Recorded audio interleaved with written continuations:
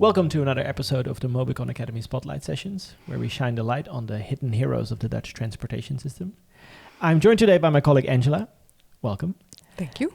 You want to talk about the concept of a normal bicycle. Yeah. What is a normal bicycle? I love talking about what is normal and what is not. And usually you get to understand what is normal when you're encountered with a situation that you find not normal. Right. Because then suddenly you realize, I thought something else was normal. So your question was, what is a normal bicycle? So over time I learned that for me, a normal bicycle is like a sturdy Dutch bicycle with upright, with a nice saddle, a decent kickstand, a bell, lights, a back rack.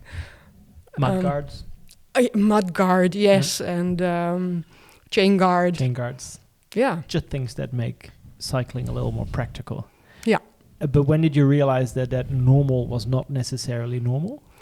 My biggest realization was on one of my first trips to North America. Right. And I was given, going on a bike tour, and I was given a bicycle without a kickstand. Yeah.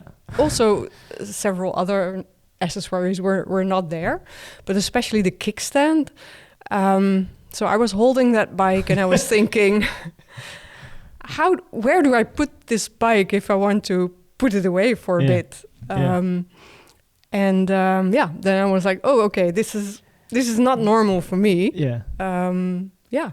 But it is normal for there, right? For there, it was normal. So I really, by asking, like, okay, how do you park this bike? I learned interesting stuff, like, you can put your pedals in a position so that you can put the bike on the side of the sidewalk, right? And it will stand straight. Will lean on the curb, and you just leave it there, which looks cool.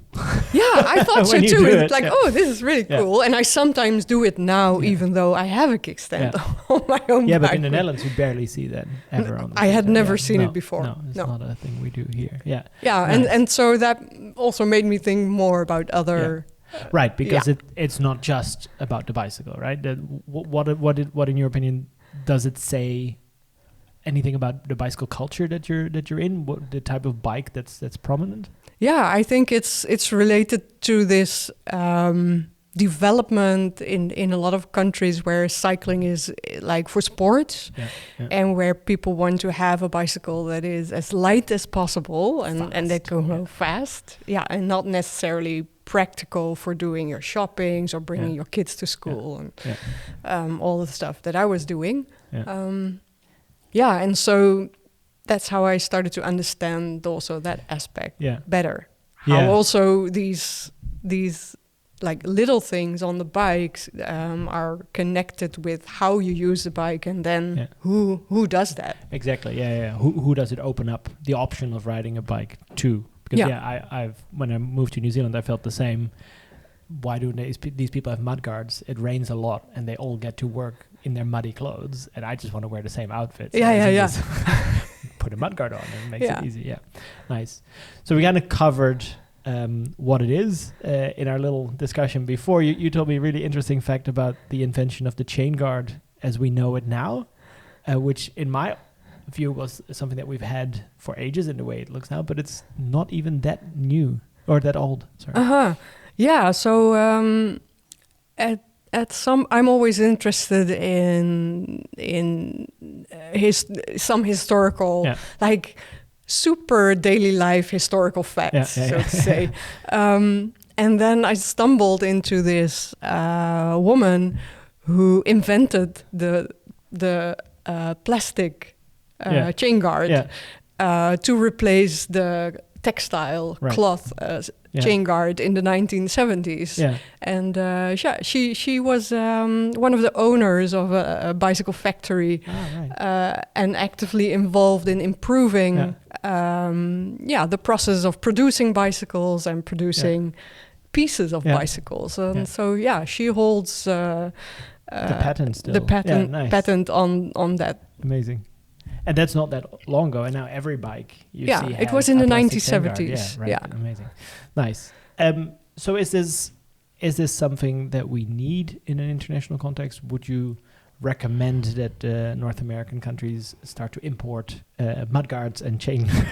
Definitely. Well, and I think it's part of the bigger picture of normalizing cycling trips or like opening up more kinds of trips to use bicycles, because I really believe that bikes are really cool for short trips. I mean, you can also do longer distances and with electric bikes and that whole story. But I think the strength of bicycles is that they're super cool on shorter trips, trip chaining, which is something that a lot of women do to, bring the kids to school and go shopping and go to work and visit someone and da-da-da-da. And when you do all of that, you don't have the opportunity to always store your bike in a good place, or so you need opportunities to park it quickly, anywhere. Have your lock, to put it around a tree or bike rack or whatever. And potentially also having the fietstassen. Panniers, to put your shopping, so you don't, have to bike with plastic sacks. On your handlebars, so it's not just wait till the demand is there. Sometimes it's good to put it out there to make it obvious to people. I think it's really interesting for people who are thinking about how to normalize cycling, how to promote cycling, to start experiments with importing that stuff or see what you can produce locally, because a lot of it is not high tech. No. So it can also be a good opportunity for local people to try things, to set up a small business. And that's happening, right? So we get kind of to the third question. Can we have it? Is there any barriers to implementing this? Is the demand currently is probably low in a lot of countries because the bike still has that image of needs to be fast, long distance commuters, a very niche target audience of enthusiasts that like to spend a lot of money on a very fast and light bike. To open that up might be a bit of a chicken and egg. Put the product in there or out there and see what happens. Is there any signs of that happening? Is there any severe institutional barriers that we're still facing? So I mean, I think there are. If you go on the internet, you can see a number of private initiatives, I think. But a really nice example that I know of is happening in Winnipeg with the Plain Bicycle Project, who import Dutch second-hand normal bikes, oma fietsen, granny bikes.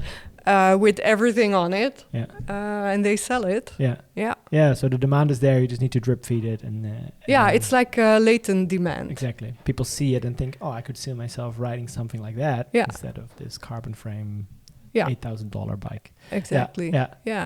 Nice. Yeah. Awesome. Thank you so much for joining. I'm really hopeful that in the near future we'll see some more kid seats and panniers on bikes all around the world.